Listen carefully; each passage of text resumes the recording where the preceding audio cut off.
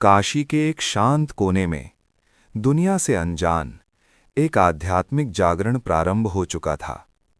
जैसे छुपी हुई फूल की सुगंध, वैसे ही एक महापुरुष की महिमा कभी छुपी नहीं रह सकती।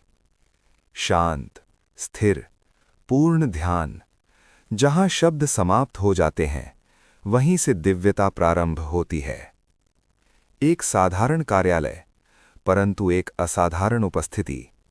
उसी कार्यालय में एक दिन गुरुदेव लाहिरी महाशय ने अपने अधिकारी की ओर देखा। सर, आप आज चिंतित लगते हैं। मेरी पत्नी इंग्लैंड में, वह बहुत बीमार है। मैं उनके बारे में समाचार लाऊंगा। ये कहकर लाहिरी महाशय शांत भाव से कार्यालय से बाहर निकले और एक वृक्ष के नीचे ध्यान में बैठ गए।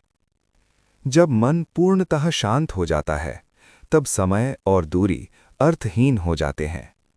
ध्यान की उस गहराई में उनकी चेतना सीमाओं से परे पहुंच चुकी थी, और उसी क्षण दूर लंदन में एक जीवन और मृत्यु का संघर्ष चल रहा था।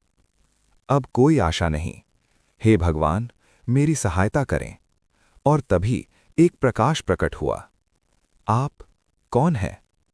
शांत रहो, तुम अकेली नहीं हो। और उसी क्षण चमत्कार घटित हुआ। कुछ ही क्षणों बाद लाहिरी महाशय पुनः कार्यालय लौट आए। आपकी पत्नी अब स्वस्थ हो रही हैं। वह अभी आपको पत्र लिख रही हैं। कुछ सप्ताह बीत गए। समय अपनी गति से चलता रहा, पर उस चमत्कार की गूंज अब भी जीवित थी। कुछ सप्ताह बाद वह अधिकारी एक पत्र प्राप्त करता है। ये असंभव है।